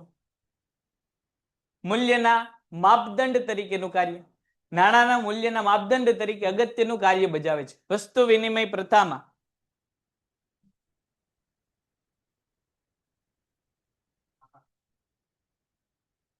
તમે ખાલી ગણો જ છો ને. નાણાંના મૂલ્યના માપદંડ તરીકેનું અગત્યનું કાર્ય. અહીંયા ધ્યાન આપો કે અગાઉ આપણે જોયું કે ભાઈ 1 મણ ઘઉંના બદલામાં 2 મણ ચોખા, 1 મણ ઘઉંના બદલામાં ઘી કેટલું મળતું, 1 મણ ઘઉંના બદલામાં જે છે કાપડ કેટલું મળતું, એ તો નક્કી હતું. પણ 2 મણ ઘઉંના બદલામાં કેટલા ચોખા મળે, 2 મણ જુવારના બદલામાં કેટલું કાપડ મળે, 2 મણ બાજરીના બદલામાં કેટલું ઘી મળે, આ બધાનું મૂલ્ય કેવું હતું? અલગ અલગ હતું. એનો હવે રસ્તો કોણ લાવ્યું? તો કે ભાઈ નાણું MRP સ્વરૂપે જે છે એ એનો રસ્તો હવે અહીંયા લાવ્યું છે. નાણું મૂલ્યના માપદંડ તરીકે અગત્યનું કાર્ય બજાવે છે. વસ્તુ વિનિમય પ્રથામાં દરેક વસ્તુનું વિનિમય મૂલ્ય કેવું હતું? તો કે યાદ રાખવું અઘરું પડતું. કારણ કે બધાના મૂલ્ય કેવા હતા? અલગ અલગ હતા. ઘઉંના બદલામાં તમને વસ્તુઓ અલગ રીતના મળતી, ચોખાના બદલામાં તમને અલગ રીતે વસ્તુ મળતી, ઘીના બદલામાં, કાપડના બદલામાં, બધામાં વસ્તુ કેવી મળતી? અલગ અલગ મળતી. પણ હવે જે છે પૈસા કેવા છે? તો કે ભાઈ બધી જગ્યાએ પૈસા એક સરખા છે. એટલે એક સરખા પૈસા હોવાથી બધાને વસ્તુ પણ કેવી મળે? તો કે ભાઈ એક સરખી વસ્તુઓ મળતી હતી. નાણું આ કાર્યને સરળ બનાવે છે. નાણાંને કારણે કિંમતનું તંત્ર કામ કરે છે અને દરેક વસ્તુ અને સેવાની કિંમત નક્કી થાય છે. અત્યારે તમારે કોઈ પણ વસ્તુ કે સેવાનું મૂલ્ય નક્કી કરવું હોય તો હવે બધાનું મૂલ્ય કેવું છે? તો કે ભાઈ એક સરખું છે. ભાઈ તમારે ભાવનગરમાં કોઈ પણ જગ્યાએ રિક્ષામાં જવું હોય તો મોટે ભાગે 15 રૂપિયામાં તમે એક જગ્યાએ બીજી જગ્યાએ જઈ શકો છો. હજી કોઈને જવાનું કીધેલું નથી. એટલે પેક મહેરબાની કરીને કોઈ ન કરતા. હજી વાર છે. પેક કરશો તો હું ઉભા રહી જઈને જ્યાં સુધી કાર્ય પૂરા નહીં થાય ત્યાં સુધી નહીં જવાનું. એટલે હમણાં બેઠા જ રહેજો, કોઈ આમ તેમ હલતા નહીં. તો આવું તમને ખબર ક્યારે પડી કે ભાવનગરમાં એક જગ્યાએ બીજી જગ્યાએ જવું હોય 15 રૂપિયા તમારે દેવા પડશે? તો ભાઈ પેટ્રોલનો આપણે ભાવ નક્કી કર્યો. પેટ્રોલનો ભાવ કોના આધાર નક્કી કર્યો? તો કે ભાઈ ઉત્પાદનના આધાર. તો આવું કિંમતનું આખું તંત્ર જે છે એ શું કામ શક્ય બન્યું? તો કે ભાઈ નાણું આવ્યું એટલા માટે શક્ય બન્યું. નાણાંનું મૂલ્ય તુલનાત્મક અભ્યાસને સરળ બનાવે છે અને નિર્ણયો અહીંયા કેવા લઈ શકો છો? તો કે ભાઈ તમે ઝડપથી લઈ શકો છો. મૂલ્ય વધારવું, ઘટાડવું, નાણાંની કિંમતમાં ફેરફાર કરવું, બધું તમે કોના આધારે કરી શકશો? નાણાંના આધારે. આ ઝીણી હદમાં સિક્કા પણ કેવા હતા? તો કે ભાઈ અમુક હદ સુધી જ ચાલે. અને એમાં એક રાજા બીજા રાજા ઉપર આક્રમણ કરે એટલે જૂના જે સિક્કા હોય એ બધા પાછા કેવા થઈ જાય? તો કે ચલણમાંથી બહાર થઈ જાય. કારણ કે જે જીતે એના સિક્કા પછી હાલે, જે હારે એના સિક્કા પાછા કેવા થઈ જાય? તો કે યુઝ એનો પછી તમે કરી શકો નહીં. એવી રીતે ભૂતકાળમાં પણ આ સીમાને લગતા જેટલા પણ સિક્કા હતા એ ધીરે ધીરે શું થઈ ગયા? તો કે ભાઈ મર્યાદા વાળા આવી ગયા. એટલે હવે કોઈ એક પીઠબળ વાળું, એ કયું પીઠબળ? તો કે કોઈ એક એવી સંસ્થા કે જેનો રૂપિયો બધી જગ્યાએ માન્ય હોય, તમે જે પણ ખૂણે જાઓ બધા જ ખૂણે એ રૂપિયો ઉપયોગ કરી શકો, એવા નાણાંની જરૂર હતી. દાખલા તરીકે તમે ભાવનગરમાંથી 500 રૂપિયા નોટ લઈને જે છે એ તમે કેરળમાં ગયા તો કેરળ વાળા ના ન પાડે કે ભાઈ આ તો નોટ 500 રૂપિયા નોટ ભાવનગરની છે, કેરળમાં ન હાલ. ન્યાય હાલ. કેરળના તમે 20 રૂપિયા લઈને દાખલા તરીકે ભાઈ શ્રીલંકામાં ભાઈ કે શ્રીલંકા વાળા ના પાડવાના કે શ્રીલંકા કેરળની નોટ 20 રૂપિયાની છે, શ્રીલંકામાં ન લેવું કહીએ કે આપણને કોઈ કે ને ન્યા નો જ હાલે ભાઈ. એ ભારતનો પૈસો છે, કોણ ના પાડે? એ લોકો કહી જ દે આપણને કે ન્યાનો વસ્તુ લેવી હોય ન્યાના પૈસા લેવા પડે, પણ ભારતમાં કોઈ નાનો પાડે. લોકશાહીના ઉદ્ભવ અને ઔદ્યોગિકરણ આધુનિક નાણાં સ્વરૂપ માટેનું મોટું પ્રેરક બળ ગણાય છે. કેન્દ્રીય સત્તાના પીઠબળથી, કેન્દ્રીય સત્તાના પીઠબળથી અત્યારે આપણી નાણાં માટે, રૂપિયા માટે કેન્દ્રીય પીઠબળ કયું છે? આરબીઆઈ. મોટા ભાગના નાણાંનું કોણ બધું છાપે છે? આરબીઆઈ. એટલે આરબીઆઈ નો પૈસો જે છે ભારતમાં કોઈ પણ ખોરે તમે ઉપયોગ કરી શકો છો. સિક્કાની વાત કરીએ, સિક્કા કોણ બહાર પાડે? સિક્કા જે છે ભારત સરકારનું નાણાં મંત્રાલય બહાર પાડે. ખાસ જો આવું બધું તમને જીકે માં પૂછાય, તમે આગળ કોમ્પિટિટિવની તૈયારી કરો ને તો એવું પૂછાય કે ભાઈ નોટ કોણ બહાર પાડે? તો કે ભાઈ આરબીઆઈ. સિક્કા કોણ બહાર પાડે? તો કે ભાઈ નાણાં મંત્રાલય. અને 1 રૂપિયાની નોટ તમે જોઈ હોય તો 1 રૂપિયાની નોટ જોઈ લે. 1 રૂપિયાની નોટે કોણ બહાર પાડે? તો કે ભાઈ ભારત સરકારનું નાણાં મંત્રાલય 1 રૂપિયાની નોટ બહાર પાડે. સિક્કામાં તે પાછા 4 પ્રકારના સિક્કા હોય. તમે લોકો કોઈ સિક્કાને જોજો, એક સિક્કાની નીચે તમે જો 1 ડોટ હોય, 2 ડોટ હોય, તો એ અલગ અલગ જગ્યા દર્શાવે. અમુક નાગપુરમાં બનતા હોય, અમુક જે છે દક્ષિણ ભારતમાં બનતા હોય, અમુક જે છે કોલકાતા બાજુ બનીને સિક્કા આવતા હોય. 4 પ્રકારના સિક્કા ભારતમાં હાલે છે. તો આ બધા શું છે? તો કે ભાઈ સિક્કો કોલકાતામાં બન્યો એનો અર્થ એ નહીં કે ભાઈ ગુજરાતમાં નહીં હાલે. તો હાલશે જ તે, કારણ કે બહાર કોને પાડ્યો છે? તો કે ભાઈ કેન્દ્રીય પીઠબળ સ્વરૂપે સરકારે બહાર પાડેલો. તો સરકારનો બહાર પાડેલો પૈસો તમે ભારતમાં કોઈ પણ જગ્યાએ જે છે એનો ઉપયોગ કરી શકવાનો છે, એમાં તમને કોઈ ના પાડવાનું નથી. બહાર પાડવામાં આવતા નાણાંને સર્વસામાન્ય સ્વીકૃતિ મળે અને વિનિમયના માધ્યમ તરીકે તેણે ઝડપભેર માન્યતા મેળવી. મૂલ્યના સંગ્રહમાં પણ આધુનિક નાણું જ વધારે સફળ રહ્યું છે. બેન્કિંગ વ્યવસાયના વિકાસને, મૂલ્યના સંગ્રાહક તથા સ્થળાંતરને વધુ ઝડપી બનાવ્યું છે. હાલનું જે નાણું છે એનો સંગ્રહ પણ કેવો છે? તો કે ભાઈ સરળ છે. આપણી પાસે 10 રૂપિયાની નોટ હોય તો આપણે બેંકમાં જમા કરાવી શકીએ કે ન કરાવી શકીએ? બેંક વાળા ના પાડવાના કે આ 10 ની નોટ તમારી છે, આમ ન જમા કરીએ એવું કહેવાના? આપણને નહીં કહેવાના. તો જો સંગ્રહ કેવો થઈ ગયો, સરળ થઈ ગયો. એ તમે આજે 10 રૂપિયાની નોટ તમે બેંકમાં મૂકીને તમે 2 વર્ષ રહીને બેંક પાસેથી એમ કહેવા ગયા કે ભાઈ લાવો મેં ઓલી 10 રૂપિયાની નોટ જમા કરી હતી, 10 રૂપિયા મને આપો, તો બેંક વાળા ના પાડવાના આપણને કે ભાઈ 10 રૂપિયા એ તો જમા થઈ ગયા, આવું ન મળે કાંઈ. તમારે જ્યારે જોતા હોય ત્યારે પૈસા તમને આપ. તમે અડધી કલાક પહેલા જમા કરાવીને ગયા ને અડધી કલાકમાં એમ કે લાવો પૈસા પાછા, તો કે બેંક વાળા ના પડે? હજી ભાઈ પ્રોસેસમાં ચડવા જ દો એ પૈસા, પછી તમને આપશું, કાલ આવજો હાલ. એ તો તમારે જોતા હોય ત્યારે બહાર પાડી દે. તો હવેનો પૈસો કેવો છે? તો કે હવેનો પૈસો જે છે મૂલ્યના સંગ્રહમાં તો ઉપયોગી છે, તે બાજુ સ્થળાંતરમાં તે કેવો છે? સરળ છે. હવે તમારે પૈસા એક જગ્યાએ લઈ જવાની જરૂર નથી. હવે બધી જગ્યાએ સ્કેન કરો ને પૈસા આપી દો, એક ખાતામાં બીજા ખાતામાં વયા જાય. ભૌતિક સ્વરૂપે પૈસા લઈને જવા હોય તો નોટ બિચારી ખીચામાં પડી રહે, એમને પાકીટમાં પડી રહે. એ કઈ પશુ જેવી હોય કે મોટી જગ્યાએ રોકવાની નથી. એટલે મૂલ્યના સંગ્રાહક તરીકે એક જગ્યાએથી બીજી જગ્યાએ લઈ જવા માટે આજનો પૈસો કેવો થઈ ગયો છે? હવે સરળ થઈ ગયો છે. નાણાંનો અર્થ અને કાર્ય. માર્શલ નામનો વ્યક્તિ જે આપણને છે એ એક માર્ક માટે વિભાગ બી માં પૈસાની કંઈક એવી વાત આપણને કહેશે કે જે આપણને પરીક્ષામાં કામ લાગશે. શું કહે છે માર્શલ? તો કે કોઈ પણ સમય અને સ્થળે કોઈ પણ સંશય કે વિશેષ તપાસ વિના જેના દ્વારા વસ્તુ અને સેવાનો વિનિમય થઈ શકે તે નાણું. તમારે શું નથી જરૂર? તો કે ભાઈ કોઈ પણ સમય અને સ્થળે. સમય એટલે ભાઈ દિવસે જાઓ, બપોરે જાઓ, સાંજે જાઓ, રાતે જાઓ, કોઈ પણ સમય અને કોઈ પણ સ્થળે તમે બહારગામ જાઓ, ભારતમાં જાઓ, ભારત બહાર જાઓ, શ્રીલંકા જાઓ, પાકિસ્તાન જાઓ, પાકિસ્તાન તો ન જવાય જો કે, ચીન જાઓ, અમેરિકા જાઓ, બધી જગ્યાએ તમારો પૈસો જે છે કન્વર્ટ થઈ જાય. ગુજરાત જાઓ, કેરળ જાઓ, કર્ણાટક જાઓ, શ્રીનગર જાઓ, ગમે ત્યાં જાઓ, તમારો પૈસો શું કરવાનો? તો કે ભાઈ ચાલો. એટલે કોઈ પણ સમય અને સ્થળે કોઈ પણ સંશય કે વિશેષ તપાસ વિના 500 રૂપિયા લઈને જાઓ તો તમારે એવો સંશય કરવાની જરૂર નથી કે આ 500 રૂપિયા બદલામાં મને શું મળશે. તો 500 રૂપિયા જેટલું આવતું એ બધું તમને મળી શકે જ. તે 500 રૂપિયા આપો તમને કોઈ 300 ના મૂલ્યવાળી વસ્તુ આપી જાય એવું ન બને. તમે 500 આપો છો એટલે તમને વસ્તુ પણ કેટલી મળશે? તો કે ભાઈ 500 રૂપિયા વાળી જ મળશે. તો કોઈ પણ સંશય કે વિશેષ તપાસ વિના જેના દ્વારા વસ્તુ કે સેવાનો વિનિમય થઈ શકે, ખરીદ વેચાણ થઈ શકે, એ શું છે? તો કે ભાઈ નાણું. કોઈ પણ સમયે અને કોઈ પણ સ્થળે કોઈ પણ સંશય કે વિશેષ તપાસ વિના જેના દ્વારા વસ્તુ કે સેવાનો વિનિમય થઈ શકે છે તે નાણું છે. એવું આપણને કોણે કીધેલું છે? માર્શલે કીધેલું છે. માર્શલની વ્યાખ્યા તમને વિભાગ બી માં 1 માર્કના પ્રશ્નમાં પૂછાય છે. સંશય એટલે તમારે કોઈ એવી મૂંઝવણની પરિસ્થિતિ નથી. 500 રૂપિયા લઈને જશો કેટલાની વસ્તુ આપશે? 500 રૂપિયા લઈને જાઓ તમને વસ્તુ કેટલાની મળે? 500 રૂપિયા સુધી મળી જ જાય. એ સંશય થઈ ગયો તમારો. બીજી વ્યાખ્યા આપણને આપેલી છે રોબર્ટસન નામના વ્યક્તિએ. વસ્તુ અને સેવાના બદલામાં જે સર્વ સ્વીકૃત છે તેને આપણે શું કહેશું? તો કે ભાઈ નાણું કહેશું. બધી જગ્યાએ જે હાલી જાય એ શું? તો કે ભાઈ નાણું. આ જે વ્યાખ્યા છે એ તમને વિભાગ એ માં એટલે કે MCQ માં પણ પૂછાય છે કે ભાઈ વસ્તુ કે સેવાના બદલામાં જે સર્વ સ્વીકૃત છે તે નાણું. એવું નીચેના પૈકી કોણે કીધેલું છે? તો નામ શું આવશે? રોબર્ટસન. અને આનો આ પ્રશ્ન પાછો પેલા પ્રશ્નની જેમ વિભાગ બી માં પણ તમને પૂછે કે રોબર્ટસનના મતે નાણાંની વ્યાખ્યા આપો. તો રોબર્ટસને શું કીધું? કે વસ્તુ કે સેવાના બદલામાં જે સર્વ સ્વીકૃત છે તે નાણું. આમ જે નાણાંનું કાર્ય કરે છે તે નાણું છે. નાણાંને સમજવા માટે તેના અહીંયા આપણને જે છે એ કાર્યો આપેલા છે, નાણાંના કાર્યો. જો હમણાં આપણે વાત એમ કરી હતી કે જેટલી મર્યાદાઓ છે, સાટા પ્રથાની જેટલી મર્યાદા છે, આ બધી મર્યાદાને જો હકારાત્મક સ્વરૂપે તમે રજૂ કરી નાખશો એટલે તમારું નાણાંનું કાર્ય જે છે એ અહીંયા પૂરું થઈ જશે. એટલે જો તમે મર્યાદા સરખી રીતે વાંચી લીધેલી હશે તો મર્યાદાના આધારે તમે નાણાંના કાર્યો જે છે સરળતાથી લખી શકશો. સૌથી પહેલું કાર્ય શું છે? તો કે ભાઈ વિનિમયના માધ્યમનું કાર્ય. નાણાંનું સૌથી અગત્યનું કાર્ય વિનિમયના માધ્યમ તરીકેનું છે. નાણું આપણને આર્થિક વ્યવહારો સરળ બનાવે છે. વસ્તુ વિનિમય પ્રથાની જરૂરિયાતોનો પરસ્પર મેળ બેસાડો. જો આપણને અહીંયા આગળ જે છે જરૂરિયાતનો પરસ્પર મેળ બેસાડવો એ મર્યાદામાં હતું, એ મર્યાદા હવે દૂર કોણ કરી દેશે? નાણું કરી દેશે. આપણે જોયું ને કે ભાઈ જે લોકોને ઘઉં વેચવા હતા ચોખાના બદલામાં, તો ચોખાના વેપારીને ઘઉં નહોતા જોતા. કાપડના વેપારીને કાપડ વેચવું હતું પણ ઘીના બદલામાં કાપડ વેચવું હતું. ઘી વાળો એમ કહેતો મારે કાપડ તો જોતું જ નથી, મારે ઘી આપવું જ, પણ મારે ચપ્પલના બદલામાં ઘી આપવું છે. ચપ્પલ વાળો એમ કહેતો મારે ઘીની ક્યાં જરૂર છે, મારે તો ચપ્પલ આપવા જ, પણ મને કહું ઘઉં આપે તો. તો આજે પરસ્પરનો મેળ બેસાડવાની વાત હતી કે જે અત્યાર સુધી શક્ય નહોતું, એ હવે કોણે શક્ય કરી આપ્યું? તો કે ભાઈ નાણાં.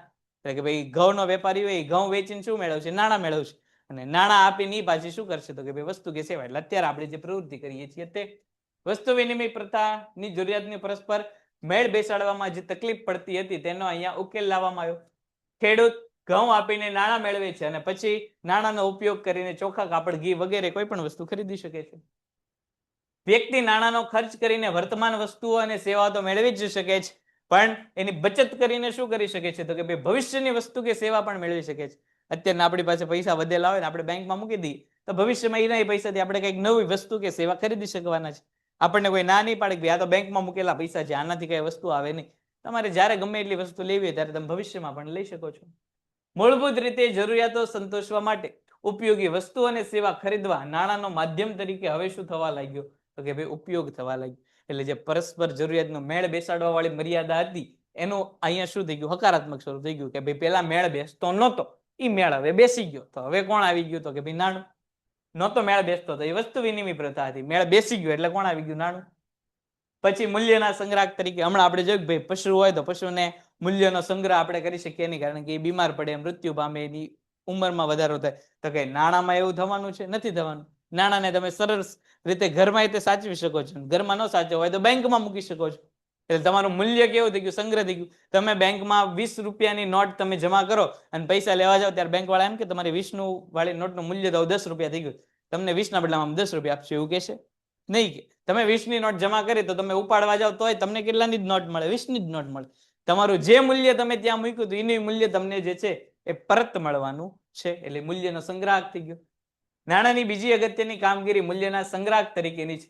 વ્યક્તિ પોતે ઉત્પન્ન કરેલ વસ્તુ કે સેવા આપીને અન્ય વસ્તુ કે સેવા મેળવતો, પણ ભવિષ્યમાં વસ્તુ કોન્સ્ટન્ટ 4 કલાકથી ઉભેલો છું. બેવું તો પછી કેમેરામાં નહીં એવું બસ. હા, 15 મિનિટમાં પૂરું.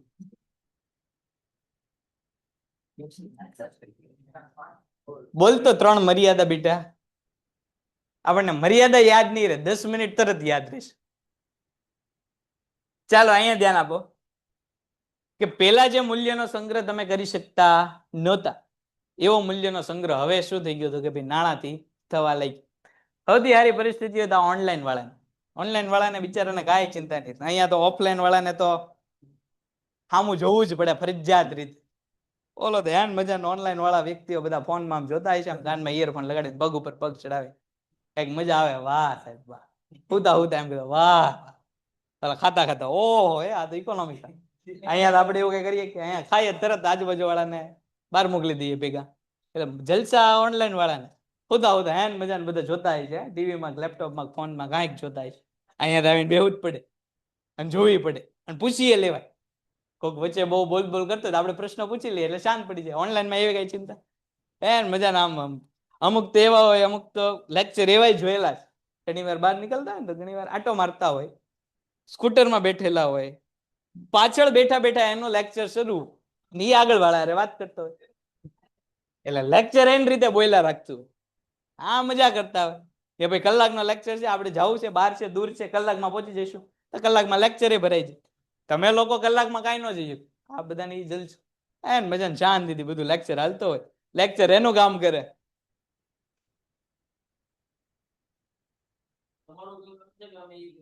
નહીં, હું ખાલી કહું છું કે આ લોકો એવું કરતા, બધા એવું કરતા હોય એવું જરૂર નથી. અહીંયા જેટલા છે એ બધા પાછા હોશિયાર છે, એ લોકો એવું ન કરે. એ બધા તમે જેમ બેઠેલા છે એમ ઘરે એમ એ લોકો તે બધા ઘરે આમ તટસ્થ રીતે જોઈને બેઠેલા છે. એટલે એ લોકોના કમેન્ટમાં પેલા જવાબ આપે. જો એ લોકો પ્રશ્ન પૂછે, અહીંયા ત્યાં પ્રશ્ન પૂછે, સંગ્રહ હું પૂછ્યો છે? સંગ્રાહક એટલે શું? સંગ્રાહક એટલે ભાઈ સાચવવું. હમણાં આપણે વાત કરી કે ભાઈ પૈસો તમે જે છે એ સાચવો, બેંકમાં મૂકો તો એ શું થઈ ગયું? તમારું સંગ્રાહકનું એક સ્થાન થઈ ગયું. બેંકમાં તમે પૈસો મૂકી દીધો. સંગ્રાહક એટલે એવી વસ્તુ. તમે લોકોએ કોઈ પ્રશ્ન ન પૂછ્યો, મને એવું હતું જ તે કે સંગ્રાહકમાં પ્રશ્ન પૂછશે. તારીફ તો મેં તમારા લોકો નહીં કરી. તમે લોકો તો બહુ આમ બેસીને જોવું જ પડે પરાણ. તો એ તો એક પ્રકારની તારીફ થઈ ને.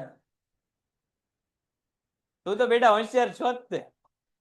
ચાલ બોલ એકાદો પ્રશ્ન. એ વાત અલગ છે. તે વિલંબિત ચુકવણીનું ધોરણ ખાસ ધ્યાન આપજો. જો નાણાંનો સૌથી વધારે કોઈએ સારામાં સારો લાભ લીધો હોય તો એ વિલંબિત ચુકવણી વાળા છે. વિલંબિત ચુકવણી વાળા એટલે શું?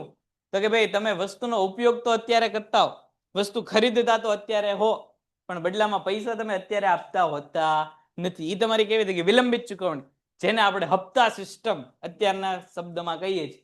કે તમે વસ્તુ ક્યારે ખરીદો છો? તો કે ભાઈ EMI વસ્તુ તમે હપ્તેથી ખરીદો. વસ્તુ તમે જ્યારે લ્યો છો ત્યારે તમને એનો માલિકી તો મળી જાય, પણ તમારા પૈસા કેવા ચૂકવવાના? તો કે ભાઈ એક સાથે ચૂકવવાની કાંઈ જરૂર નથી. સંચય એટલે બેટા હમણાં જ આપણે વાત કરી કે સંચય એટલે શું? તો કે ભાઈ બહુ વિચાર કરવાની જરૂર ન પડે. હમણાં આપણે કીધું ને કે ભાઈ 500 રૂપિયા નોટ લઈને જાઓ તો તમને 500 રૂપિયાના બદલામાં કઈ વસ્તુ મળે? તો કે ભાઈ 500 રૂપિયા જેટલી વસ્તુ તમને મળી જાય. તમારે વિચાર ન કરવો પડે કે 500 રૂપિયા લઈને જઈશ તો કેટલાની વસ્તુ હું લાવી શકું. તમે 500 નોટ લઈને જાઓ તો 500 રૂપિયા સુધીમાં કોઈ પણ વસ્તુ તમે લાવી શકો છો. એવી સંશયની ચિંતા કરવાની તમારે કાંઈ જરૂર નથી. પછી છેલ્લે એ ભાઈ બંને છેલ્લી વાર હો મિત્ર બેન ઉભા કરી દઈશ અને મને બહાર મોકલતા મને સજ્જી ફેર નહીં પડે. અને પછી લેક્ચરમાં હું પછી ગોઠવી દઈશ કે આ બે વ્યક્તિ અહીંયા જ બેહવાનું. એમ બેહું કે હારવાર બેહું એ નક્કી કરી લેજો બોલતા પહેલા. ને એટલે હવે પછી એકને આ ખૂણે બેહાડું ને એકને આ ખૂણે બેહાડું. બસ પૂરું જ છે. હું પડે એક તો પૂરો કરવા એક મુદ્દો તો પૂરો કરી લેવા છે. આ મુદ્દો પૂરો કરી લેવાનો પછી તમને કહું નેતરે જવાનું છે જ નહીં. વિલંબિત ચુકવણીની વાત કરતા હતા. અહીંયા ધ્યાન આપો, ફટાફટ આપણે મુદ્દો પૂરો કરવો છે. વિલંબિત ચુકવણી એટલે શું? તો કે ભાઈ તમે વસ્તુ બેટા અત્યારે લેશો, પૈસા ક્યારે ચૂકવશો? ભવિષ્યમાં. તો જો પહેલાના સમયમાં જયારે પશુ હતા ત્યારે આવું શક્ય નહોતું, અનાજ હતું ત્યારે આવું શક્ય નહોતું. કારણ કે અનાજ અને પશુનું સ્વરૂપ જે છે આપણે લાંબો સમય સુધી સ્થિર રીતે જાળવી શકતા નથી. પણ પૈસા આવ્યા એટલે પૈસા આવવાથી હવે શું થઈ ગયું? તો કે લાંબા સમય સુધી તમે પૈસાને જે છે સંગ્રહ કરી શકો છો અને ભવિષ્યમાં જો પૈસાની જરૂરિયાત હોય તો એનો ઉપયોગ પણ કરી શકો છો. એટલે વિલંબિત ચુકવણી જે છે એ અહીંયા અસ્તિત્વમાં આવી. ધિરાણની આખી વ્યવસ્થા ઉધાર ખરીદ વેચાણની પદ્ધતિ અને હપ્તા પદ્ધતિના પાયામાં શું છે? તો કે ભાઈ નાણાંનું આ જ લક્ષણ છે. તમે કોઈકને ધિરાણ આપો છો, ધિરાણ એટલે શું? તો કે ભાઈ લોન આપવી. તો તમે લોન ક્યારે આપી શકો? તો તમારી પાસે પૈસા હોય. અગાઉના સમયમાં પશુને લોન ઉપર આપી શકાતા નહોતા. શું કામ? તો કે ભાઈ એનું સ્વરૂપ જ કેવું હતું? તો કે ભાઈ સ્થિર રખાય નહીં એવું હતું.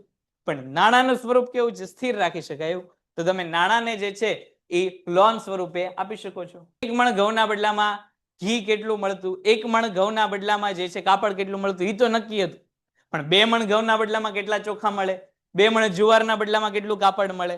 2 મણ બાજરીના બદલામાં કેટલું ઘી મળે? આ બધાનું મૂલ્ય કેવું હતું? અલગ અલગ હતું. એનો હવે રસ્તો કોણ લાવ્યું? તો કે ભાઈ નાણું MRP સ્વરૂપે જે છે એ એનો રસ્તો હવે અહીંયા લાવ્યું છે. નાણું મૂલ્યના માપદંડ તરીકે અગત્યનું કાર્ય બજાવે છે. વસ્તુ વિનિમય પ્રથામાં દરેક વસ્તુનું વિનિમય મૂલ્ય કેવું હતું? તો કે યાદ રાખવું અઘરું પડતું. કારણ કે બધાના મૂલ્ય કેવા હતા? અલગ અલગ હતા. ઘઉંના બદલામાં તમને વસ્તુઓ અલગ રીતના મળતી, ચોખાના બદલામાં તમને અલગ રીતે વસ્તુ મળતી, ઘીના બદલામાં, કાપડના બદલામાં, બધામાં વસ્તુ કેવી મળતી? અલગ અલગ મળતી. પણ હવે જે છે પૈસા કેવા છે? તો કે ભાઈ બધી જગ્યાએ પૈસા એક સરખા છે. એટલે એક સરખા પૈસા હોવાથી બધાને વસ્તુ પણ કેવી મળે? તો કે ભાઈ એક સરખી વસ્તુઓ મળતી હતી. નાણું આ કાર્યને સરળ બનાવે છે. નાણાંને કારણે કિંમતનું તંત્ર કામ કરે છે અને દરેક વસ્તુ અને સેવાની કિંમત નક્કી થાય છે. અત્યારે તમારે કોઈ પણ વસ્તુ કે સેવાનું મૂલ્ય નક્કી કરવું હોય તો હવે બધાનું મૂલ્ય કેવું છે? તો કે ભાઈ એક સરખું છે. ભાઈ તમારે ભાવનગરમાં કોઈ પણ જગ્યાએ રિક્ષામાં જવું હોય તો મોટે ભાગે 15 રૂપિયામાં તમે એક જગ્યાએ બીજી જગ્યાએ જઈ શકો છો. હજી કોઈને જવાનું કીધેલું નથી. એટલે પેક મહેરબાની કરીને કોઈ ન કરતા. હજી વાર છે. પેક કરશો તો હું ઉભા રહી જઈને જ્યાં સુધી કાર્ય પૂરા નહીં થાય ત્યાં સુધી નહીં જવાનું. એટલે હમણાં બેઠા જ રહેજો, કોઈ આમ તેમ હલતા નહીં. તો આવું તમને ખબર ક્યારે પડી કે ભાવનગરમાં એક જગ્યાએ બીજી જગ્યાએ જવું હોય 15 રૂપિયા તમારે દેવા પડશે? તો ભાઈ પેટ્રોલનો આપણે ભાવ નક્કી કર્યો. પેટ્રોલનો ભાવ કોના આધાર નક્કી કર્યો? તો કે ભાઈ ઉત્પાદનના આધાર. તો આવું કિંમતનું આખું તંત્ર જે છે એ શું કામ શક્ય બન્યું? તો કે ભાઈ નાણું આવ્યું એટલા માટે શક્ય બન્યું. નાણાંનું મૂલ્ય તુલનાત્મક અભ્યાસને સરળ બનાવે છે અને નિર્ણયો અહીંયા કેવા લઈ શકો છો? તો કે ભાઈ તમે ઝડપથી લઈ શકો છો. મૂલ્ય વધારવું, ઘટાડવું, નાણાંની કિંમતમાં ફેરફાર કરવું, બધું તમે કોના આધારે કરી શકશો? નાણાંના આધારે. નાણાંના પ્રકારથી આપણે જે છે નેક્સ્ટ ભણશું. અહીંયા સુધીમાં કોઈને કઈ પ્રશ્ન હોય તો પૂછી શકો. પેઇન્ટેડ એપ્લિકેશન ધોરણ 6 થી 12ના વિદ્યાર્થીઓ માટે અપડેટ થઈ ચૂકી છે. આ એપ્લિકેશનમાં શું છે? બધા જ વિષયના વિડીયોઝ છે. ગુજરાતની બેસ્ટ ફેકલ્ટી દ્વારા લાઈવ લેક્ચર્સ છે. IMP પ્રશ્ન છે, ટેસ્ટ સિરીઝ છે અને ગુજરાતના તમામ વિદ્યાર્થીઓ સાથે તમે તમારી કમ્પેરિઝન કરી શકો છો. ગેમિફિકેશન છે અને બીજું ઘણું બધું. તો તમે એપ્લિકેશન ડાઉનલોડ ન કરી હોય તો ડિસ્ક્રિપ્શનમાં લિંક આપી છે. હમણાં જ પ્લે સ્ટોર ઉપર જાઓ અને એપ્લિકેશન ડાઉનલોડ કરો. ઘરે બેઠીને સરસ મજાનું ગુજરાતની જોરદાર ફેકલ્ટી સાથે ભણો, સારા માર્ક્સે પાસ થાઓ.